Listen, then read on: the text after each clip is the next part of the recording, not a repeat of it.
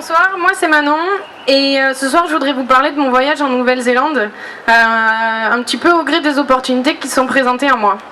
Alors je vous donne un petit peu de contexte, je suis jeune ingénieur, je sors de l'école, j'ai un boulot, tout se passe bien, j'adore mes collègues, ma mission, mon métier, même jusqu'à ma mission en plein hiver au Danemark, oui, au Danemark.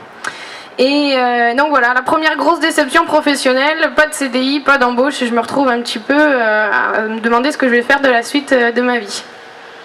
Donc grosse question, si je prends un CDI maintenant, il va falloir rester quelques années, mais j'ai quand même envie de voyager. Alors ça y est, c'est décidé, je pars en Nouvelle-Zélande, je prends mon billet d'avion et mon visa, et je pars. J'ai pas vraiment de but, mis à part celui de profiter des opportunités qui se présenteront à moi. Donc du coup, voilà, me voilà partie à l'autre bout du monde. Et j'avais prévu à peu près une semaine en auberge de jeunesse. Alors j'ai fait des vacances un petit peu avant pour me détendre à Los Angeles et au Mexique. Et là j'ai un copain qui m'a mis en contact avec une famille en Nouvelle-Zélande. Donc j'ai pu aller faire du woofing chez eux. Le woofing, globalement, pour vous expliquer simplement, c'est un échange de bons procédés. Contre 4 à 5 heures de travail par jour, je suis nourrie et logée et j'ai la chance de participer à la vie de famille. Et donc moi, ma mission à moi, dans un premier temps, c'est de repeindre une étable, un abri et un atelier, en noir, en plein été, en plein soleil, sous le trou de l'ozone. Garantie, j'ai pas eu froid comparé au Danemark en plein hiver. J'ai eu la chance de participer à cette vie de famille et c'était vraiment très agréable, j'ai passé 6 semaines chez eux. J'ai également eu la mission de, beaucoup moins glamour, de ramasser le crottin des chevaux de la ferme, à l'aide d'un quad et de ma petite fourche. Vous allez sûrement le voir, là, Dany a l'air plutôt content du travail que j'ai fait. Donc voilà, j'ai profité de ces 6 semaines chez eux pour ouvrir un compte en banque, acheter une voiture. C'était une petite Honda Civic, un bon petit look, j'aime bien conduire, donc je sens déjà que je vais me régaler sur les belles routes de Nouvelle-Zélande. Mais c'était sans compter sur les petites galères qu'elle m'avait réservées. Donc me voilà parti en road trip avec des copains un matin, on sort de l'auberge de jeunesse, on s'installe, je démarre la voiture, tout va bien. J'ai malheureusement oublié quelque chose dans le coffre, donc me voilà parti. Et là la portière se ferme, je récupère ce que j'ai à récupérer et je suis bloqué. Je suis à l'extérieur de ma voiture, le moteur tourne, au milieu de nulle part, pas de réseau. Petit moment de solitude quand même, hein. Donc me voilà à essayer d'ouvrir ma voiture de l'extérieur à travers la vitre. On a réussi finalement à faire un crochet pour tirer la manette de mon coffre et c'est comme ça que je me suis retrouvée dans cette position bien moins glamour. Mais bon, je continue sur ma lancée, je me retrouve à Wanaka, je vais faire du woofing encore et je vais faire le jardin chez une femme qui a une entreprise de canyon. Donc là, il m'emmène en sortie dans un canyon et ça a été une vraie découverte. Je me suis régalée, j'ai adoré, toboggan, saut, rappel, tout était bien. Et donc j'en ai profité pour découvrir Wanaka et je suis un tout petit peu tombée amoureuse de cet endroit. Une petite ville dans le sud de la Nouvelle-Zélande et je décide d'y rester. Donc sur ma lancée du woofing et des opportunités, on va dire, je continue et je vais ramasser des noix dans une famille, j'ai les mains qui deviennent toutes noires. Je vais faire la planche dans un café, je finis par découvrir la couleur naturelle de mes mains. Et donc je finis par essayer de trouver un travail. C'est vrai que mon côté ingénieur et pas commercial fait que j'ai un tout petit peu de mal à me vendre.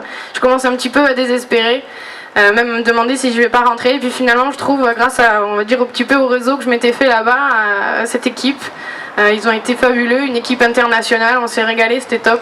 Et grâce à eux, j'ai eu la chance de découvrir énormément de choses à Wanaka, dont les skis. Les skis, globalement, c'est utiliser un hélicoptère comme remonte-pente. C'est sympa. On change de montagne et de versant à chaque fois. C'était une grosse journée poudreuse. On a eu une journée de fou, c'était excellent. On s'est régalé, c'était top. Donc la montagne à Wanaka, c'est quelque chose d'omniprésent. Mais il n'y a pas que le ski, il y a aussi les randos. En Nouvelle-Zélande, il y a énormément de chemins de randonnée. Et ils sont tous à couper le souffle. Moi j'en ai profité, j'avais jamais vraiment marché avant et mis à part peut-être 2 heures en basket de ville sur les chemins de Garrigue derrière chez mes parents, donc autant vous dire que j'étais pas vraiment prête. Mais voilà, je me lance un petit défi, je vais faire le Roy's Peak. Le Roy's Peak globalement c'est 1300 mètres de dénivelé positif, ça monte pendant 4 heures. Pendant 4 heures ça monte sec. Donc voilà, je suis asthmatique, j'ai des poumons en carton, donc autant vous dire que j'en ai bavé. Mais quand on arrive à cette vue-là, c'est vrai que c'est un peu à couper le souffle et j'ai vraiment pas regretté d'en avoir autant bavé et j'ai absolument adoré tout ce chemin parcouru. Et donc du coup avec une copine on décide de se lancer un défi un peu plus conséquent. On part pendant 4 jours au milieu de nulle part dans la Nouvelle-Zélande. On a à peu près à toutes les deux 0 expérience réunie. Mais voilà, on planifie, on se renseigne, on finit même par changer d'itinéraire pour cause d'avalanche. Et voilà, on finit sur ce chemin-là, on en a bavé parce qu'on a eu une journée complète de pluie, on est certainement passé par toutes les émotions, la joie, l'épuisement, l'énervement, on était trempés, mais certainement le plus c'était la fierté d'avoir accompli ce beau challenge, on l'avait réussi toutes les deux, et donc voilà, c'était quand même une grosse étape de mon voyage. Et une des plus belles rencontres, je pense, de ce voyage, c'est les Kiwis, les locaux, les Néo-Zélandais. Ce sont des gens absolument très ouverts, très relax, très détendus. Alors ça se voit peut-être pas ce soir, mais ils m'ont quand même beaucoup détendu. Mais voilà, ils sont très agréables, ils sont ouverts, ils ont envie de parler aux étrangers. Et c'est vrai que ça rassure et ça fait du bien d'avoir rencontré des gens comme ça, surtout dans la configuration dans laquelle on est aujourd'hui.